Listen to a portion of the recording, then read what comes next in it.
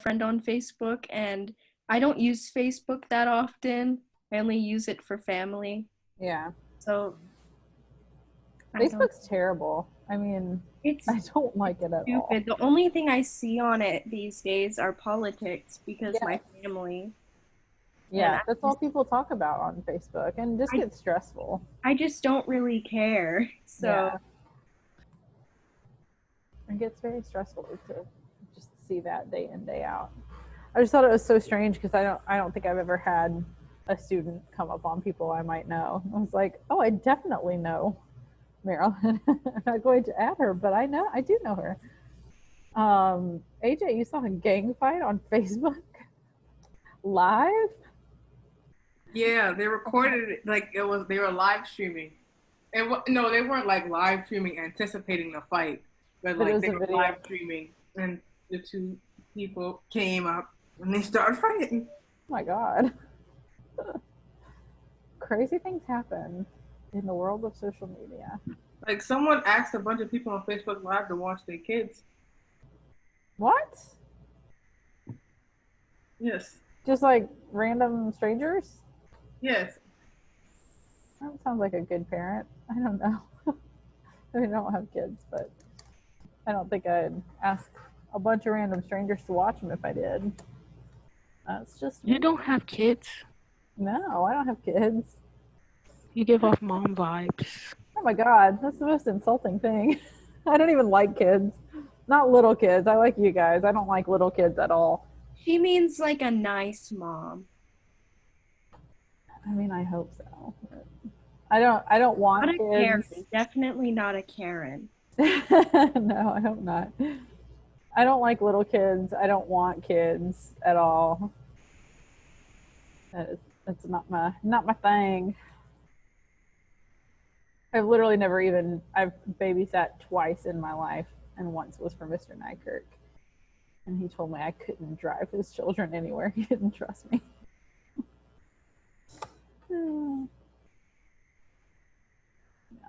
No kids, no kids. Okie doke, we got everybody here. I'm trying to get caught up on grades for you guys and everybody else. I've literally not done anything except for grade and have a meeting today. So it's been I've been like working since 7 a.m. But I'm not caught up on your grades yet, but I'm working on it. Some of you may be disappointed, but if you are, it's because you haven't been turning stuff in. And I can't help you there because I did tell you what my late work policy was. Okay, so what are we doing today? Oh, okay. So the first thing we're going to do is vocab. I haven't done vocab with you guys yet, but we're getting ready to start our first book. And it's a good time to do some vocab because we might run into some words that we do not know. So what I've done is on Canvas, of course, I posted a thing.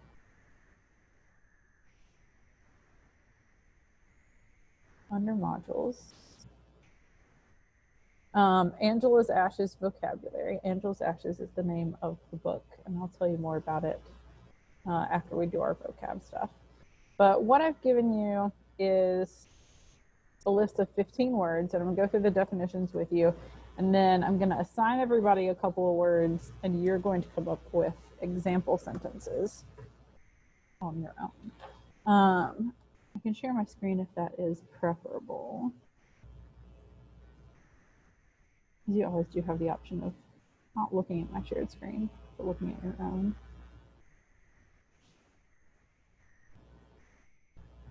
Okay, so let's go through these words.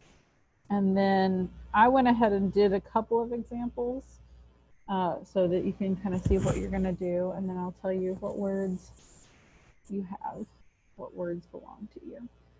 All right, so the first word that we have is loquacious, which is a very fun word to say, which means tending to talk a great deal or chatty. Very common thing to be called.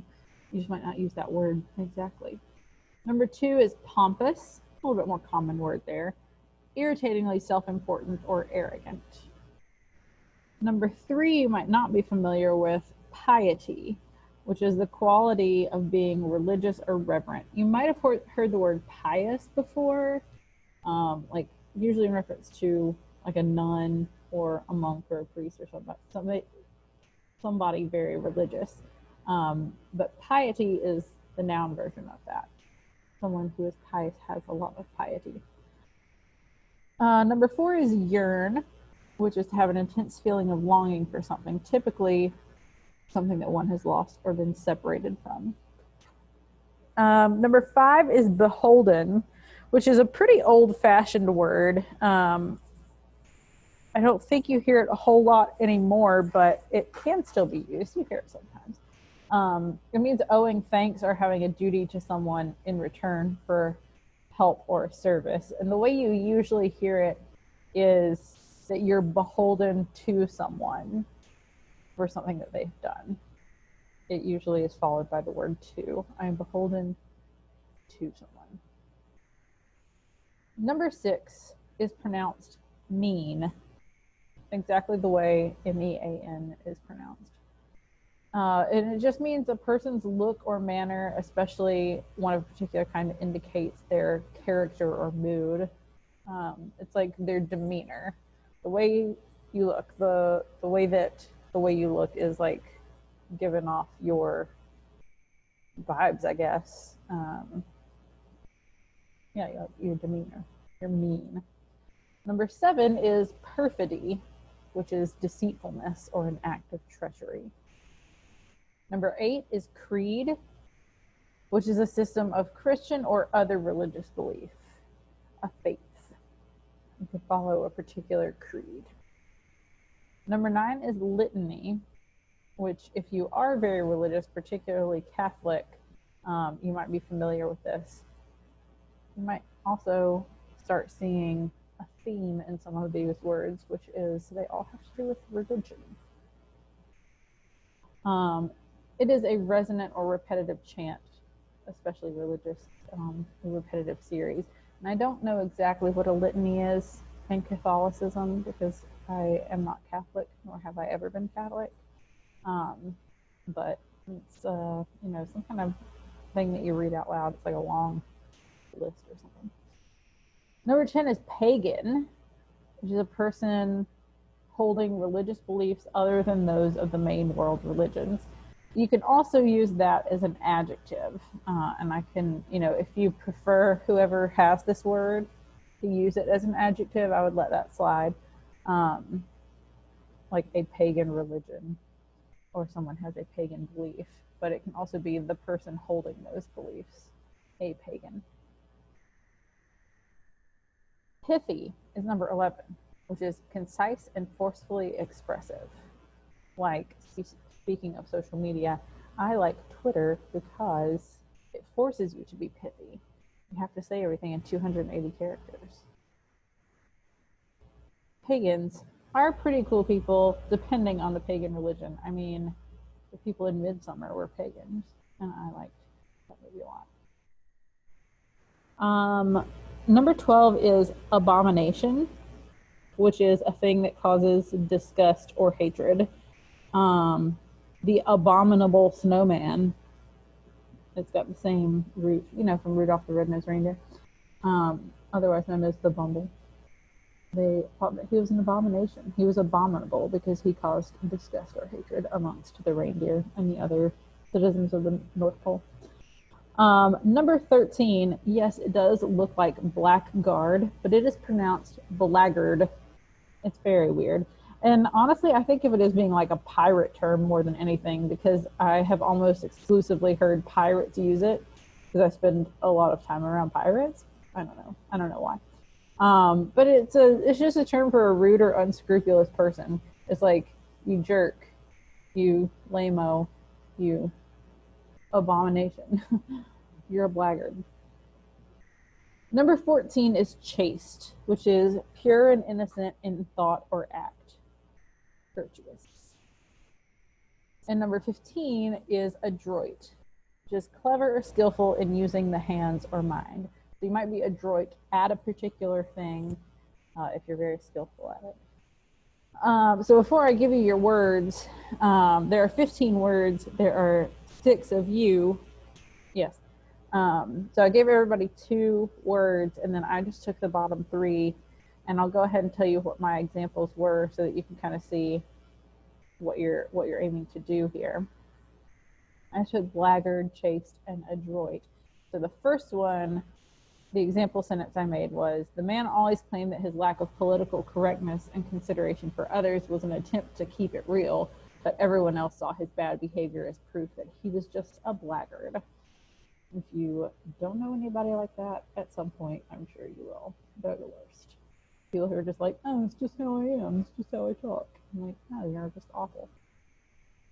The next one, I said, nuns and monks both take vows to ensure that their actions remain as chaste as God would expect of his most pious followers. And I kind of tied piety in there, so somebody else is going to have that word. But very pure, very virtuous. You have to be in order to be a nun or a monk. And then lastly, this was the example I came up with last year, but I decided to keep it. Junie Kim is extremely adroit at playing the piano. She is, and I miss her. I miss Miss Kim too, and if you want her email address, I will give it to you because she would love to hear from students. Oh my God, that's so nice, especially because she's literally the best dressed person I know. Okay, so I'm going to give you guys each 2 words, and you're going to take a couple minutes. I'll give you like 5 minutes to work on this on your own and come up with a sentence for each one, and we'll kind of come back together, and you can either write your sentence in the chat or you can say it out loud, either way, but I'll come around to, not physically come around, but I'll call on each of you. So I just went in alphabetical order here. So David, I gave you loquacious and pompous. Those are not 2 things that I think you are. That's not connected. You're just alphabetical. Trinae, I gave you piety and yearn.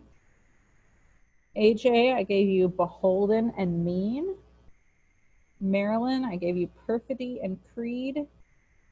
Victoria, I gave you litany and pagan. And Kyla, I gave you pithy and abomination. So everybody is going to come up with an example sentence with each of their words, and we'll share them in just a couple minutes. I'll give you like 5 minutes to come up with those.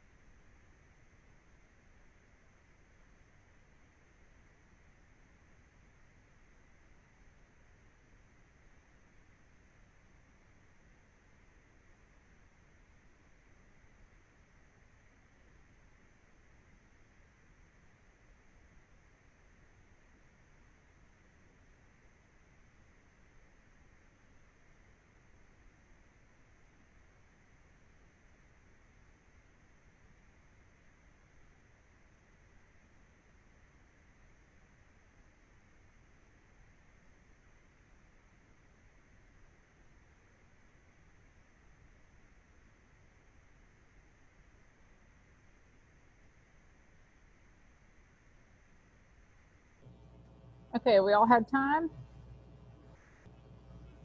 Anybody need more time? I see somebody asked me where we're supposed to answer them.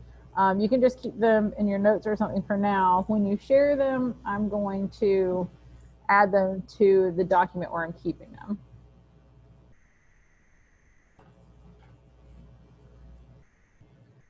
Okay, so I'm just going to go down the list. So when I call on you, you can either share it out loud or you can type yours in the chat. It's up to you.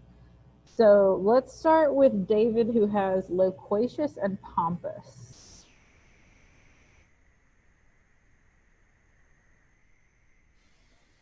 Can you skip me really quick? Yes, we can come back to you. Although, does anybody else need more time? Am I moving on too quickly?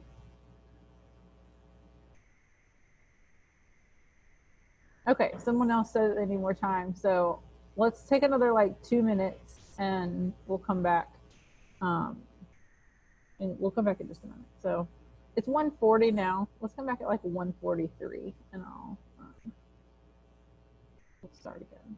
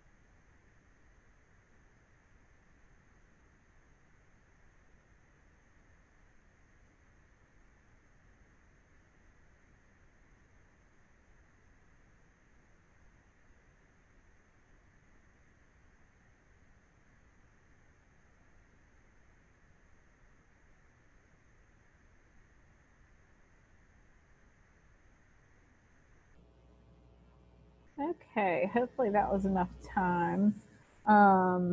Anybody want to go first?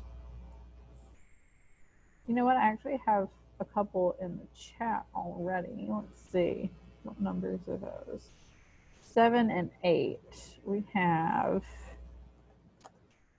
the girl's demeanor was laced with perfidy, which again means deceit, but this is not a nice girl.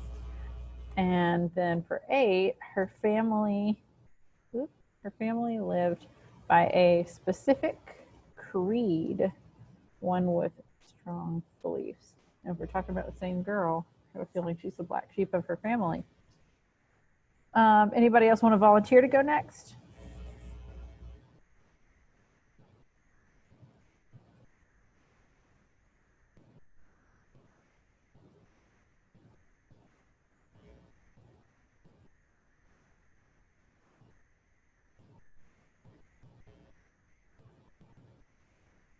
All right. David, are you ready? I'll just type it. Okay.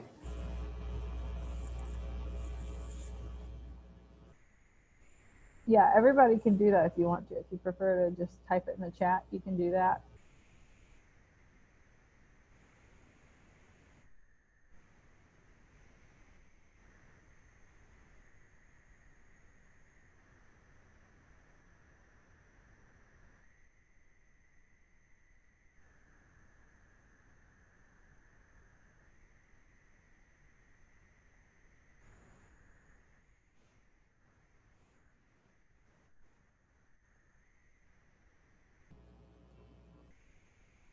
All right, I've got a couple coming in here.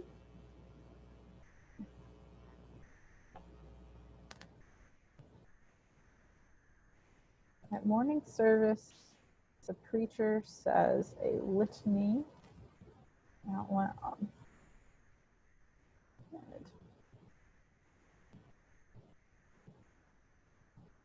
And then for pagan, I do not know, help if I could type. I do not know anyone who participates in pagan rituals. Well, that's good, I guess. No hate to pagans. Okay, we have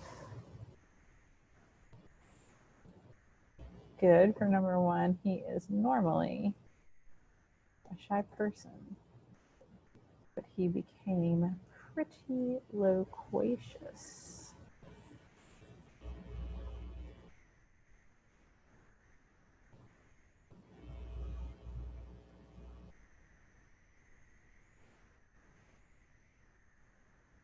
For number 3, piety, I've got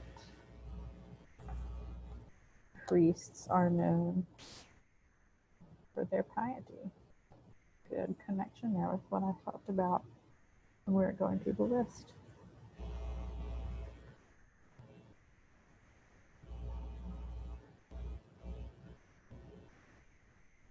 And then also, people yearn for acceptance,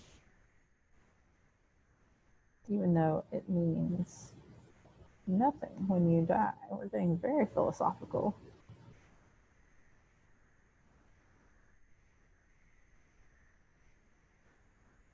Back to number 2. Being pompous is a trait of Tony Stark, which is true, but he wears it so well.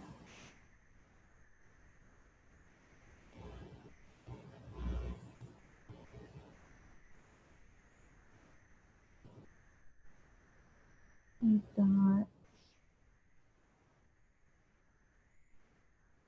going down to number 11, Monaco is known for her pithy phrases.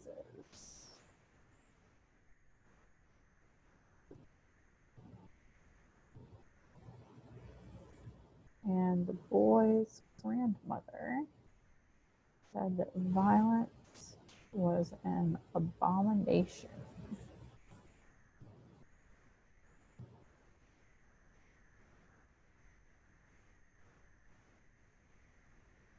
Okay, and we will get some from AJ in a minute, but her laptop is acting up. She's restarting.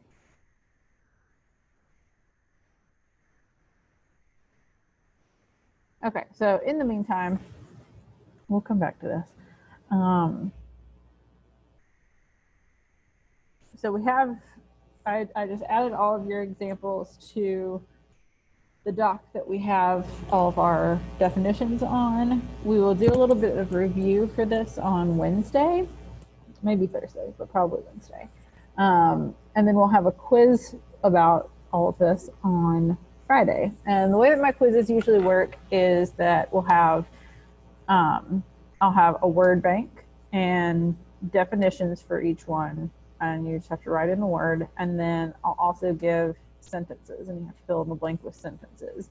For the most part, if you guys came up with good sentences, I will try to stick to the sentences we came up with in class. I might change one or two around, or rephrase some of them a little bit. But all of your sentences so far are pretty good. So we'll get AJ back in here in a couple minutes, but in the meantime, we will go over to Canvas and look at a little background info for the book that we are going to start reading. I always hate to open that up because it's going to give me like a million copies of this.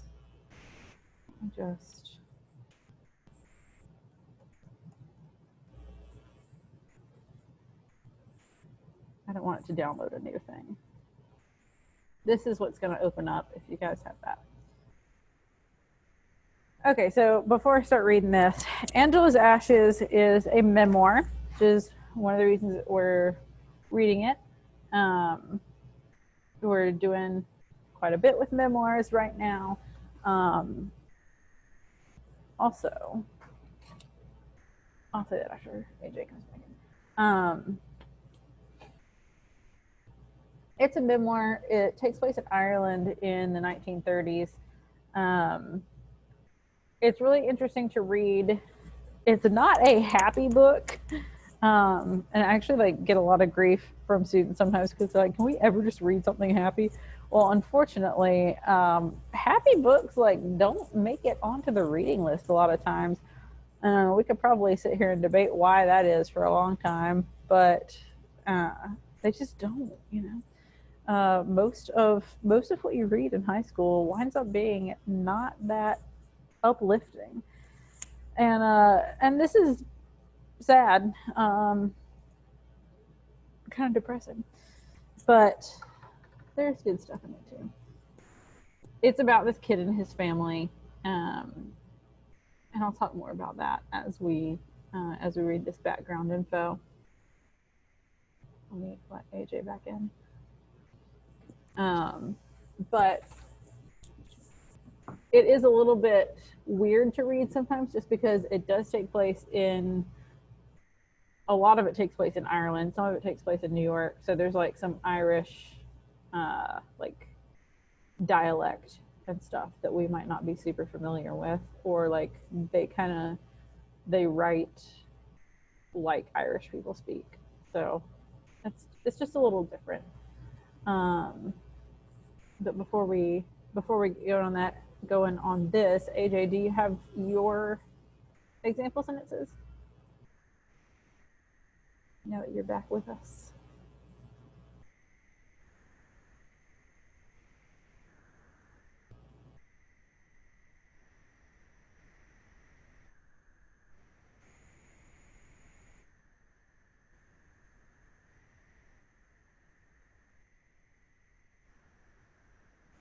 Oh, do I have them in here?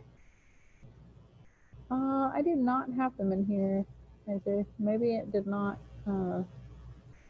Maybe it just didn't go through.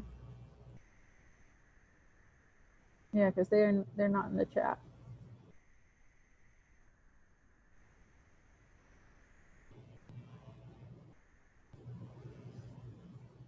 If you want to redo those while we're reading this next thing, you can do that. So first, let's read about this author, Frank McCourt.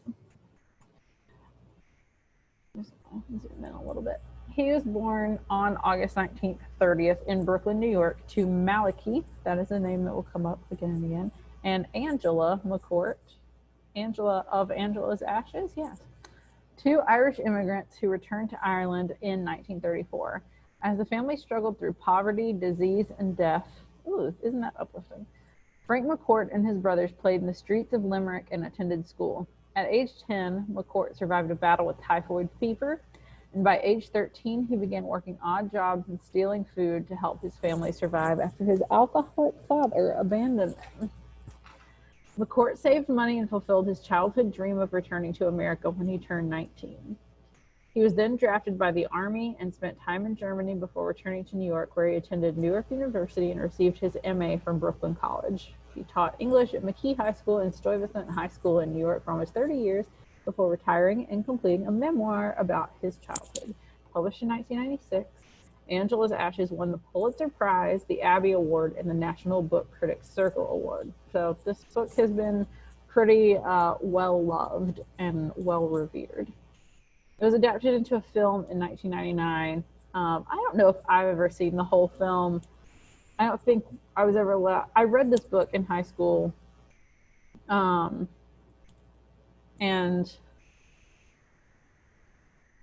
I've taught it a few years, but I'm pretty sure the movie's rated R, which is why we've never watched the movie. And then the memoirs "'Tis" and "Teacher Man" told the story of McCourt's life after returning to America, and they both became bestsellers. Sorry, I need to do this for one quick second.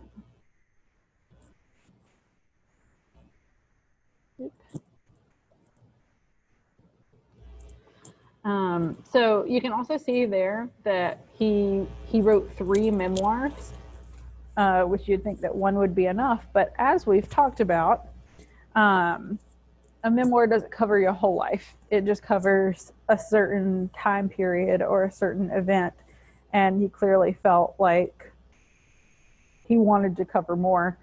And Angela's Ashes covers quite a while.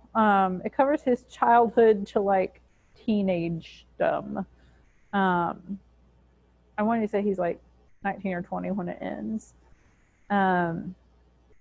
But then he wrote 2 more memoirs, and I don't really know what "'Tis" is about. I haven't read either of them, but "Teacher Man" is obviously, just from the title, it's about his time being a teacher.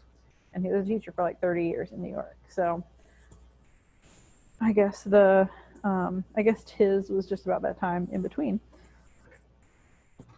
So some background information that we will need for starting to read this book, which I think we'll do tomorrow or the next day. The Great Depression began in 1929 due to the collapse of the stock market and the banking system of America, which we probably know. The problem quickly spread across the globe and lasted for more than a decade in most places. Lack of work, low wages, and extreme debt forced many families to live in stark poverty, beg for food, search for menial work, or die from disease and starvation. Not a great time.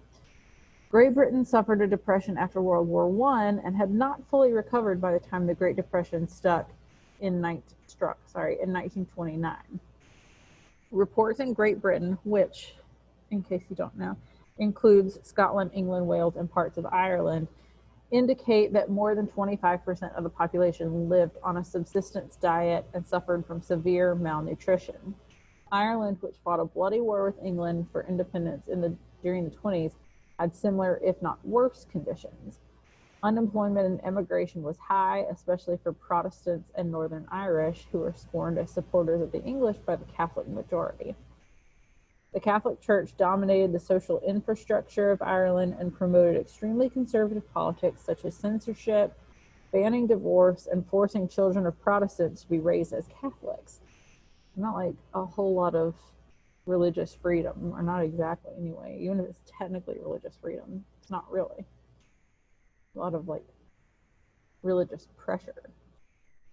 The Catholic Church also maintained most hospitals, schools, and other important social services, serving as a place the poor could turn to in their time of need. Though Ireland remained neutral in World War II, thousands volunteered to serve in the British Armed Forces and worked in factories to produce much-needed supplies for the troops.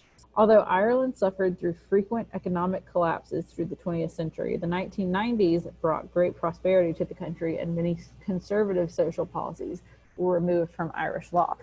So it kind of gives you a background here of like the time period that we're going to be dealing with in this book is not good for the setting that we're dealing with in this book. Things are not going well. Ireland never really recovered from their first depression, and then they got a second depression. So stuff's just not really being handled well. And then the other setting primarily is New York, which is also dealing with, thank you, the Great Depression. It's 2:00. What? We only have 9 minutes left? That is bizarre. Okay, well, fine. So obviously we talked about the fact that this is a memoir, and it kind of goes back and forth between a couple of different settings: Brooklyn and Poughkeepsie, New York, and Limerick, Ireland. It is told in first person, although it can be a little bit complicated because they don't use quotation marks. So it can be kind of hard to tell who's talking and when. It's told in a narrative style, often stream of consciousness, which stream of consciousness is basically like what's going on inside your head at any given point. And later on this year, we'll learn more about stream of consciousness.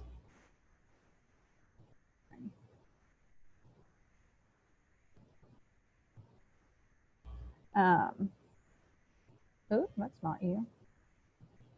This is you. We'll learn more about stream of consciousness later on this year, but it's basically like you don't really try to edit between the thoughts you have and when you put them on the page. It's just like your internal monologue. It's actually really fun to write.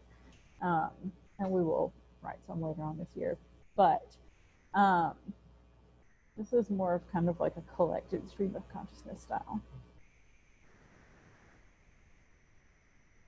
With many voices mixed together in the same paragraph. That kind of goes back to the kind of like not using quotation marks. They kind of tend to run together. The tone is often bleak and harrowing, as you can imagine, with the setting and the time period that we're dealing with. But it is also laced with humor and warmth, and the underlying dream of returning to America propels the story. That's kind of the whole thing. They're like trying to get back to America, or like that's their goal because they think that America will be better for the family. So this got published in 1996 for the first time. So it's been around for a little while, but it was obviously like really well regarded. It's stuck around. It's continued to be read in schools, and hopefully you guys will enjoy it. Some people have enjoyed it. Some people have not enjoyed it in the past when I've taught it. So, maybe you will. Okay. So we didn't get to the third thing today, but I'm going to go quickly and add AJ's example sentences in here, and then we'll just end and we'll do the next thing tomorrow. So for beholden, I don't want to be beholden to anyone, and that is a very relatable feeling. Beholden. And then for mean, it's good to have it would help if I could type. When applying for work. Yeah, it's like you want to have like a professional meaning. Okay, so like I said, I don't actually remember if AJ was here when I mentioned like what the quiz would look like, but I'll have the definitions and then a word bank, and you'll fill in which one matches with which. And I'll have sentences where you fill in the blank. And primarily I'll use these sentences, but I might kind of tweak some of them a little bit. If I can come up with something better for some of them, I might, but most of these are pretty good.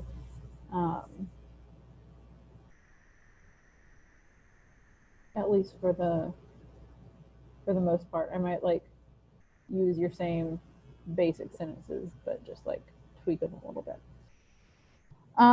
Okay, so we're just gonna end 5 minutes early and do the other thing I had planned. We'll do that tomorrow. Any questions before we? Oh, one more thing. Sorry, I wanted to mention. I was, like I said, I've been catching up on grades.